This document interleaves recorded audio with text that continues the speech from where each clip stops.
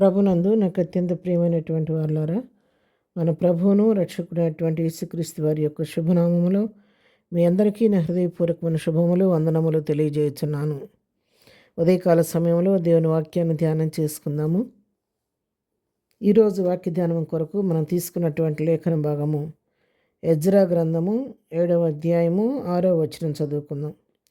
ఈ ఎజ్రా ఇశ్రాయేలీయుల దేవుడైన యెహోవా అనుగ్రహించిన మోషే యొక్క ధర్మశాస్త్రమందు ప్రవీణత గల శాస్త్రి మరియు అతని దేవుడైన యెహోవా హస్తము అతనికి తోడుగా ఉన్నందున అతడు ఏ మనవి చేసినను రాజు అనుగ్రహించును. దేవుని నామునకు మహిమ కలుగునుగాక.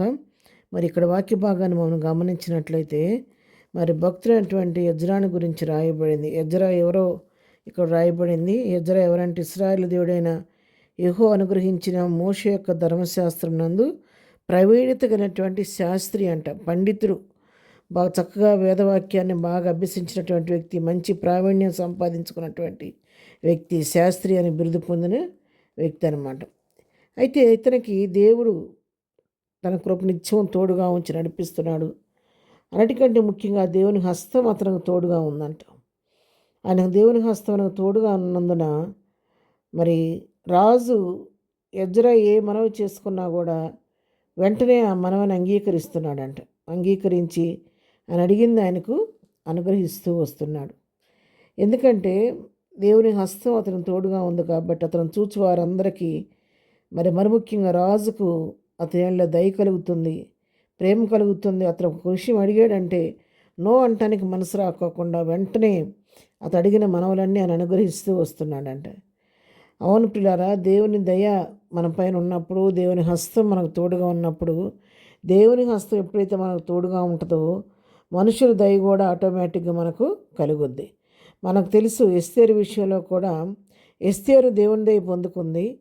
మరి ఎస్తేరు న్యాయ వ్యతిరేక్తంగా రాజు దర్బారికి వెళ్ళినప్పటికి కూడా ఎస్తేరుని చూచినప్పుడు రాజుకు ఆమె మీద దయ పుట్టింది. ఎస్తేరుని చూచి ప్రతి వారికి ఆమె మెడల దయ పుట్టింది. అట్లాగే ఇక్కడ కూడా మరి ఎజ్రాకు యెహోవా హస్తం తోడుగా ఉన్నందున మరి రాజు ఆయన మీద దయ కలిగి అతను చేసిన మనలన్నిటిని కూడా అంగీకరిస్తున్నాడు. మరి ఈ దేవుని హస్తం ఎజ్రాకు మాత్రమే తోడుగా ఉంటుందా, అందరికి ఉంటుందని మనం ఆలోచించినట్లయితే అదే ఎజ్రా గ్రంథం 8వ అధ్యాయంలో 2వ వచనం చదువుకుందాం. మేలు కలుగు చేయుటకే ఆయనను ఆశ్రయించే వారికి అందరికీ మా దేవుని హస్తము తోడుగా ఉండును, కానీ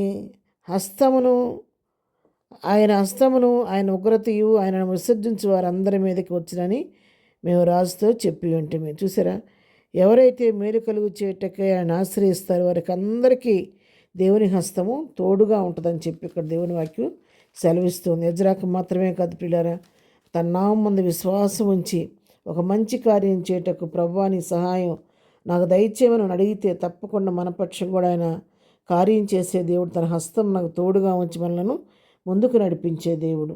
అదేవిధంగా నెహెమ్యా గ్రంథం కూడా మనం గమనించినట్లయితే నెహెమ్యా గ్రంథం 2వ అధ్యాయం 8వ వచనం చదువుతున్నాను.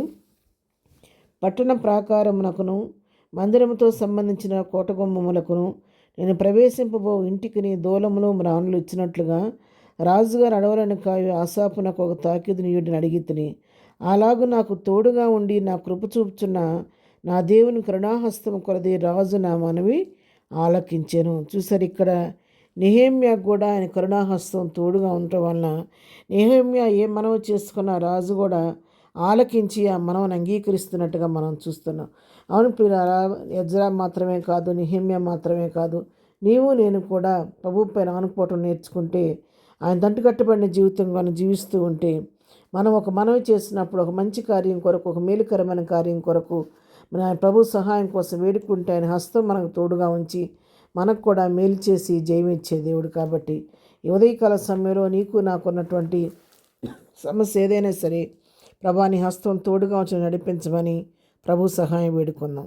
ప్రార్థన. దయమడైన మా తండ్రి, నీ పాదముల వందనాలు స్తోత్రాలు చెల్లిస్తున్నాం. ఉదయకాల సమయంలో ప్రభువా మరి మంచి వాక్యం మేము చదువుకున్నాం తండ్రి. ఎజ్రాకు నీ హస్తం తోడుగా ఉంచి నడిపించారు, నెహెమ్యాకు నీ హస్తం తోడుగా ఉంచి నడిపించారు. నీ బిడ్డలమైన మాకు కూడా నిత్యం నీ హస్తం తోడుగా ఉంచి మీ చిత్తానుసారంగా మమ్మల్ని నడిపించండి నాయన. చిత్తం చేయటకు మాకు నేర్పించండి. ఎదురైన మేము చేయ పనులట్లో రాకపోకలో తోడుగా ఉండండి. ప్రతి వారి అవసర అక్కలు మీ నామంలో తీర్చండి. ఏదైనా బర్త్డే మ్యారేజ్ జరుపుకునే బిడ్డలను దీవించి వారి కుటుంబాల్లో వారి జీవితాల్లో కావలసిన ఆశీర్వాదం, మేలు, సమృద్ధి, దీవెన కలుగు చేయండి. ఈ దినదీవుల్లో ప్రతి వారిని నింపి నడిపించమని యేసునామములో ప్రార్థించడిగి పొందుకొని ఉన్నాము తండ్రి. ఆమెన్. ప్రభు కృప సదాకాలం మనందరికీ తోడై ఉండి నడిపించునుగాక. ఆమెన్.